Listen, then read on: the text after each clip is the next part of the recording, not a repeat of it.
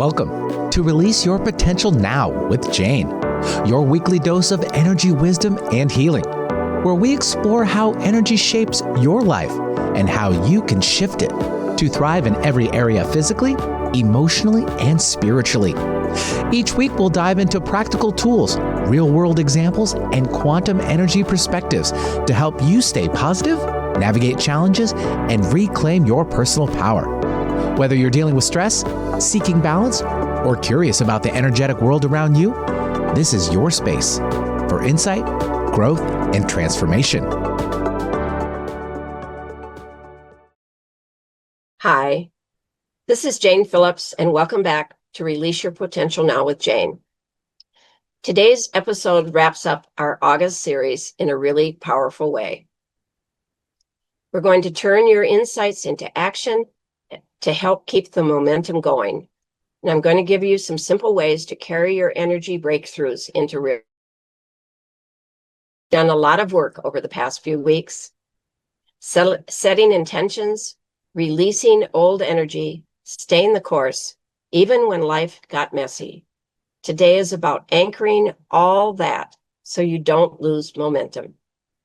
This episode is designed to help you keep going without burning out, forcing outcomes, or losing hope.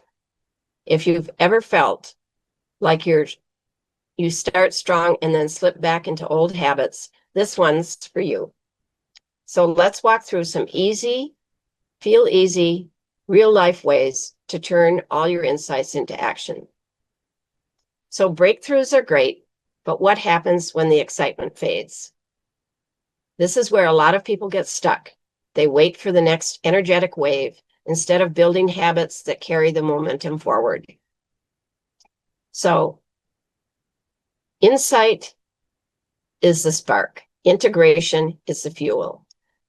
And so if we know what we want, then taking some steps to move toward it on a regular basis, they don't have to be big, is important. So don't wait for the right mood to return. Create an environment that keeps you going. And what do I mean by creating an environment? Well, one of the things is if you're doing journaling or working on a project, do you have a designated space for it or a place that you can go to work on it? There are many times I live in a tiny house and I'm working at my kitchen table often, but sometimes it's just too distracting. There's too much that I feel like I need to do here as opposed to working on my projects. So I grab my headset and I go to the coffee house and put on meditation music, and it works. I've got a supportive environment. So create an environment, however that is, that keeps you going. And let go of needing to know how your dream or your choices will unfold. Trust that the universe is working in the background. And this is a reminder that sometimes the biggest shifts happen when you stop trying to control the process. That's a big one. Trying to control how it's going to work.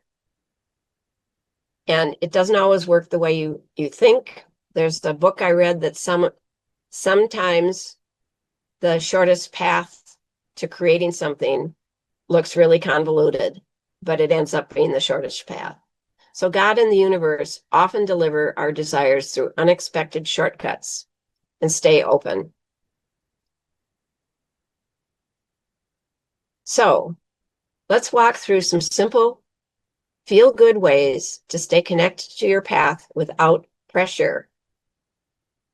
These aren't about perfection. They're about consistency, kindness to yourself, and showing up in small but meaningful ways, especially when life gets busy or your energy dips. So I brought this up in earlier podcasts before this month, but the number one thing that I want people to keep in mind is to measure the gain, not the gap.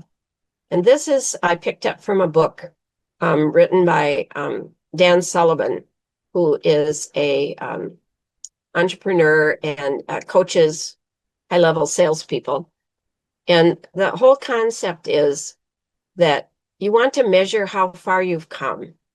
Don't be measuring how far away you are. That's where the discouragement comes in. So it's so easy to get discouraged by how far you have to go. But when you stop and look back at how far you've already come, everything shifts. So take 5 minutes at the end of the week to jot down what felt good, what moved forward, or what you handled better than before. Keep a small notebook or notes app or a jar of tiny wins you can look back on. When you focus on your gain, you stay energized. When you focus on your gap, you feel stuck. So why it matters is focusing on the gain keeps your nervous system out of survival mode. It reminds you that progress is happening, even if it's slower than you'd like. Second idea for you is to use visual clues to keep your goals top of mind. We talked about it's easy to lose track of what you're working toward when life gets noisy. So if you don't have a visual reminder to help you remember, it's important. You have to have a visual reminder so you don't have to think about it all the time. So you write your goal or affirmation on a sticky note and place it somewhere you'll see it often. Or use your phone lock screen to feature a phrase or word that brings you back to your why. That's a good idea that I haven't been using, but I may take for myself as I created it. So change your computer background or set a calendar reminder to check in with your goal weekly. Reminders in your environment help your energy stay aligned without extra effort. Visual clues also nudge your subconscious. They act like mini reset buttons to bring you back when you're drifting or distracted. Another idea is to take one action a day, even if it's small. You don't need a perfect plan. You just need a little motion. Pick something that feels achievable today. That might be sending a message, writing one sentence, doing 5 minutes of movement, or prepping a healthy meal. Track it if it helps, but don't overthink it. One action keeps your energy in forward flow. Success is built one tiny shift at a time. And micro actions are how we build trust with ourselves. It says, I show up for my goals, even in small ways. It's important also, as another tip, number 4, is to release the how. This gets everybody stuck, me included. Even though I know better, we don't always know how things are going to manifest for ourselves. So this is really big. Stop trying to figure out every step. It's not your job to plan the whole journey. Refocus on what you want, then let it go. And be open to what shows up in your awareness that allows you to move forward. When you feel anxious or impatient, say, I don't need to know that now. I don't need to know how. I trust the process. And write it on a note and keep it nearby if you need a reminder. Release the how. When you stop trying to control every step, life surprises you with shortcuts. But you have to be on the journey in order to run into the shortcuts. If the only thing you're trying to do is see the whole plan in your head, you're going to miss seeing all the shortcuts that might be there that lead to other shortcuts that lead you to a shorter path to your fulfillment. So when you relax your grip, the universe can move. Divine timing often works in the background while you're focused on staying open. Practice gratitude daily is my 5th step. Gratitude doesn't just feel good. It tunes your energy into receiving more. So when we're grateful for the things that are working, God, the universe, wants to give us more of that. So it tunes your energy into receiving more of what you're grateful for. And at the end of the day, Perhaps you can list 3 things you're grateful for. I do mine in the morning, sometimes 2, or in the moment, I will say out loud if something happens. And they don't have to be big wins, just real. And say thank you before you go to bed. And thank you when you wake up. Thank you for your life. Thank you for the things. You can say thank you for things you haven't received yet. One of my things that I learned because through life, because sometimes I've had missteps, is I say thank you for helping me stay safe, right, today, and for helping me move forward on the things that are important. So keep a gratitude now more, please note when you can see it, right? Just to remind yourself, it's a simple signal to God and the universe that you're open to more of the good. Gratitude shifts your focus from what's possible and to from what's missing to what's possible. It shifts your focus. And one of the goals, or one of the sort of laws of the universe that I've discovered that to be absolutely true, is whatever we put our attention on, we get more of.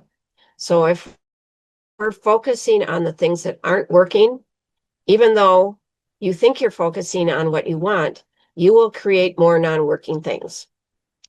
And if you're focusing on what you'd like to achieve, how you'd like to feel, then happy and fulfilled and healthy, then even if you get a messy thing, it could be a redirect to get you on the path to what you truly want. So you've done a lot this month. Revisit those journal prompts from earlier episodes. Remind yourself of what you released and celebrate when it shifted. Most importantly, keep your energy focused on what you want. It's not going to be perfect necessarily. Focus on what you want. Do not focus on what you don't want. So if you say, I want to be financially healthy and abundant, but focusing on I don't want to be poor will give you more poverty. Pay attention to your languaging. How do you talk to yourself? Are you talking yourself up, or are you talking yourself down? Ask yourself, what worked for me this month? And do more of that. Anchor one habit that supports your growth, something doable, not dramatic, a micro step that you can do every day, one email, one walk, one stretch, 1 5-minute of reflection, or just quiet breathing. Reflect with compassion. You're building something beautiful, and it takes time. So thank you for joining me for this last session in August. And that brings us to the end of our August series. I want to thank you so much for tuning in and doing this work with me. If today's episode gave you clarity or an encouragement or a boost of energy, hold on to it. Revisit it in the replay and let it be a spark whenever you need it. And one more thing. I'll be taking a short sabbatical from podcasting for the next few months, September through December, to recharge and work behind the scenes on some exciting new offerings. But I'll be back in January 2026 with a brand new season of Release Your Potential Now with Jane. Thank you for joining me. I'm Jane Phillips.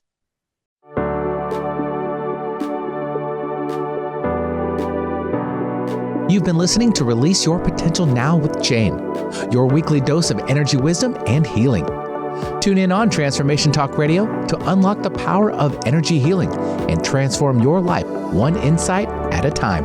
Share this episode with a friend who's feeling stuck and might benefit from a little extra support on their journey. Together, we can create a ripple effect of healing and positivity, empowering individuals to live healthier, more joyful lives. Are you ready to gain control of your life and health? Then visit janecphillips.com to book a session, join a workshop, or explore how energy wisdom can help you heal and thrive.